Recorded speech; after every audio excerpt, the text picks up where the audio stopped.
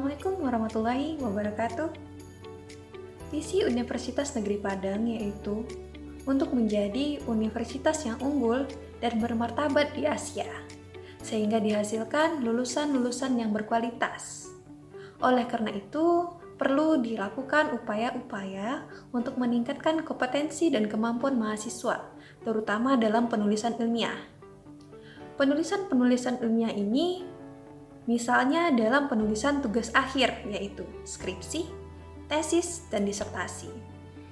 Skripsi yaitu karya ilmiah yang menjadi prasyarat bagi mahasiswa untuk memperoleh gelar sarjana. Kemudian tesis adalah karya ilmiah yang menjadi prasyarat bagi mahasiswa untuk memperoleh gelar magister. Dan terakhir disertasi, merupakan karya ilmiah yang menjadi prasyarat bagi mahasiswa untuk memperoleh gelar doktor. Oleh karena itu, penting diperhatikan bagaimana sistematika serta tata cara penulisan tugas akhir, seperti skripsi, tesis, dan disertasi tersebut. Untuk penjelasan tentang hal-hal penting yang perlu diperhatikan dalam penulisan tugas akhir, silakan disimak video penjelasan berikut. Panduan penulisan tugas akhir, skripsi, tesis, dan disertasi. Penulisan skripsi, tesis, dan disertasi secara umum sistematikanya mirip, hampir sama. Oleh karena itu, kita perlu memperhatikan beberapa hal. Dari segi sistematika penulisan, kita bisa lihat dari segi margin dan ukuran kertas.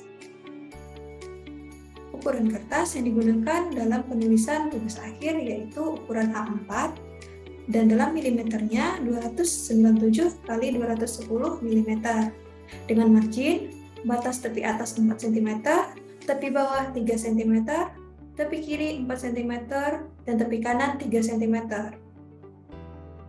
Kemudian, dari segi spasi, dalam penulisan tugas akhir biasanya digunakan dua spasi, kecuali pada kutipan langsung, subbab, judul tabel, judul gambar yang diketik dengan satu spasi. Kemudian daftar isi, daftar tabel, daftar gambar, daftar lampiran, dan referensi diketik dalam satu spasi dengan memberi jarak pada tiap pengelompokannya. Kemudian, pada jenis dan ukuran font digunakan huruf Times New Roman dengan ukuran 12 dan pada segi penggunaan huruf, kita menggunakan huruf italik pada judul buku, nama terbitan berkala atau nama publikasi. Kemudian kosakata asing, huruf kosakata, frase atau kalimat sebagai aspek linguistik. Kemudian nama spesies atau varietas dalam ilmu biologi atau huruf yang digunakan sebagai simbol-simbol, baik dalam statistika ataupun aljabar. Untuk lebih jelas, kita lihat pada contoh berikut.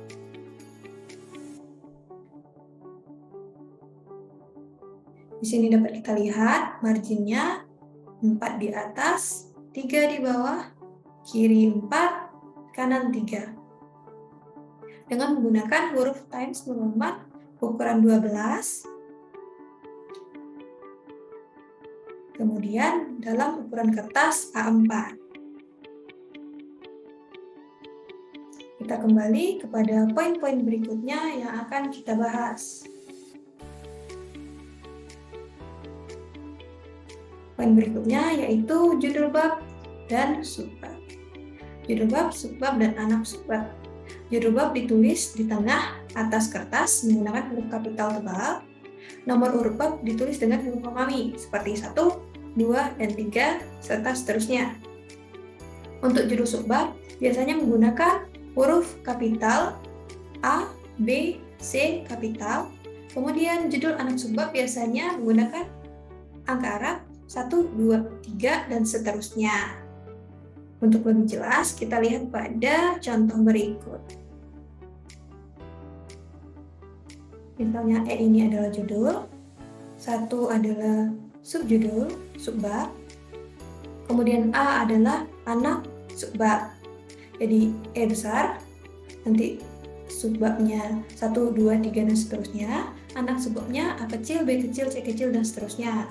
Atau menggunakan angka digital, misalnya E ini diganti 1, dan tujuan ini 11, kemudian ini 111, 112, dan seterusnya.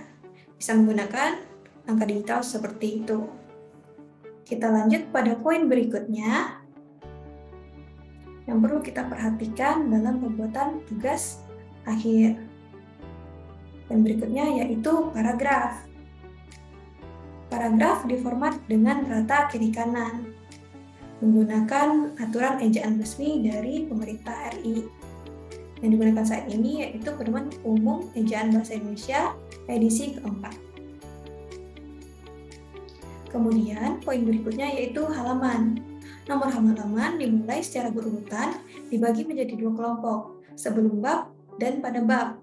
Jika yang sebelum bab itu menggunakan huruf romawi I, I2, I3, dan seterusnya. Pada bab itu menggunakan angka Arab 1, 2, 3, dan seterusnya. Kemudian nomor halaman ini pada setiap judul bab itu menggunakan huruf Arab 1, 2, 3 tersebut yang diletakkan pada bagian tengah, bagian bawah. Sedangkan untuk halaman berikutnya yang tidak memiliki judul bab di atasnya, itu halamannya ditulis pada sudut kanan atas. Untuk lebih jelas, kita lihat pada contoh berikut.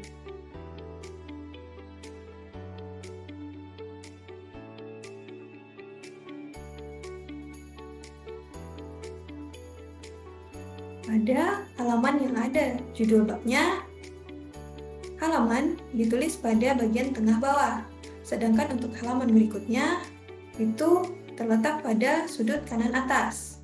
Dan pada bab itu menggunakan huruf Arab, sementara untuk kata pengantar dan daftar isi itu menggunakan huruf I kecil, I besar, dan seterusnya seperti ini.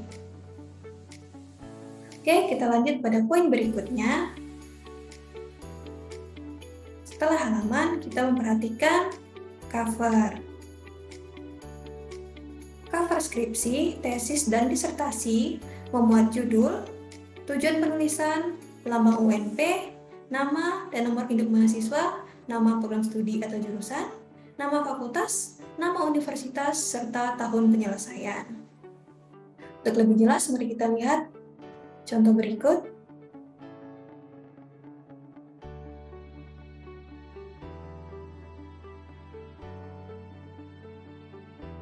Di sini memuat judul, kemudian tesis, skripsi, atau disertasi, kemudian untuk memenuhi prasyarat mencapai gelar sarjana kah, magister, atau doktor. Logo UNP, nama mahasiswa serta NIM, kemudian program studi, fakultas, universitas, serta tahun penyelesaian. Oke, kita lanjut ke poin berikutnya, yaitu kata pengantar. Kata pengantar atau acknowledgement atau ucapan terima kasih terutama kepada semua pihak yang berkontribusi. Penyusunannya dapat kita lihat melalui contoh berikut.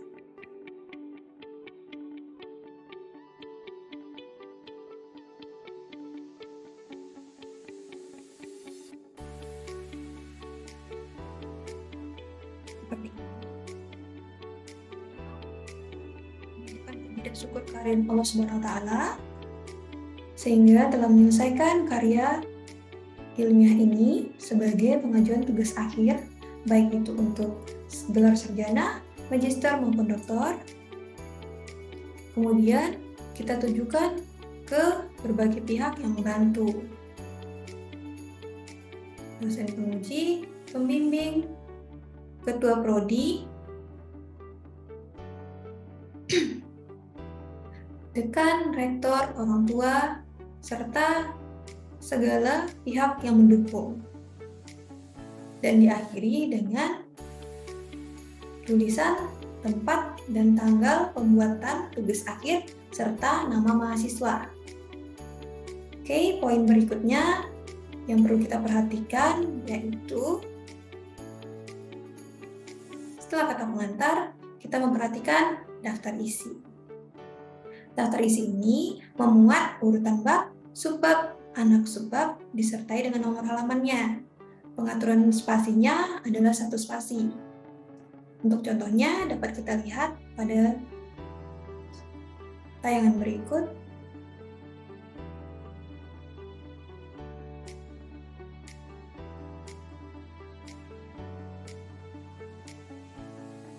Daftar isi, halaman pengesahan, surat pernyataan, abstrak, kata pengantar, dan seterusnya yang menggunakan huruf Romawi.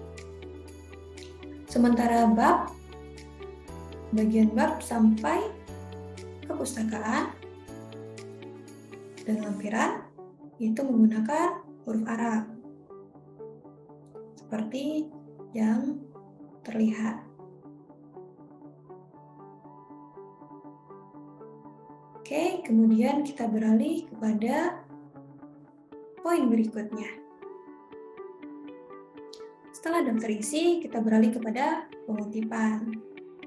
Pengutipan itu ada langsung, ada pengutipan tidak langsung. Biasanya pengutipan tidak langsung ini dengan menggunakan parafrase, yaitu dengan membahasakan sendiri kalimat yang dikutip dari ahli. Sedangkan pengutipan langsung yaitu menggunakan bahasa asli tanpa diganti, tanpa diperbarui, tanpa ditambah ataupun dikurangi dari ahli yang dikutip.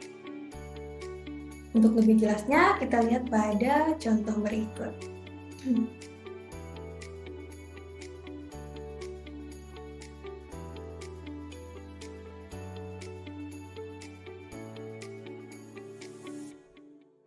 Seperti ini.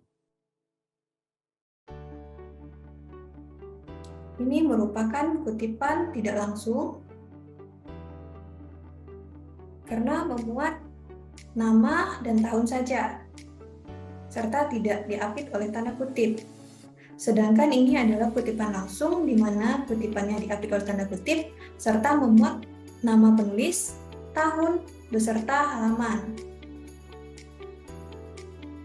Kutipan dapat berada di awal, seperti ini, atau pengutipan itu dapat berada di akhir kalimat yang dikutip, seperti ini.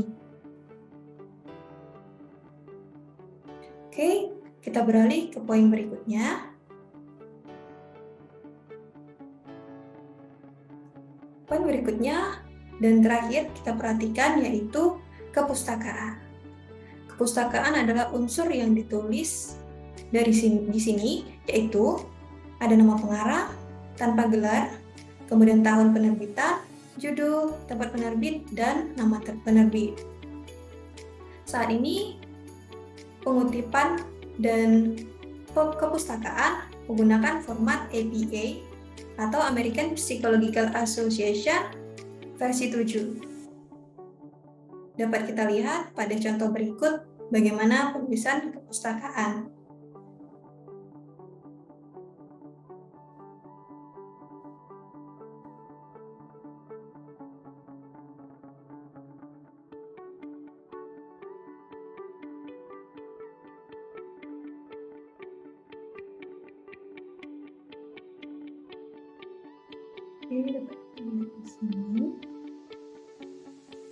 Penulisan daftar rujukan atau kepustakaan menggunakan huruf A, nama akhir dari si penulis, koma, dengan meletakkan huruf awal dari nama penulis seperti ini, kemudian tahun penulisan, judul buku, tempat terbit, serta penerbit. Jangan lupa, judul buku kita tulis miring. Seperti ini.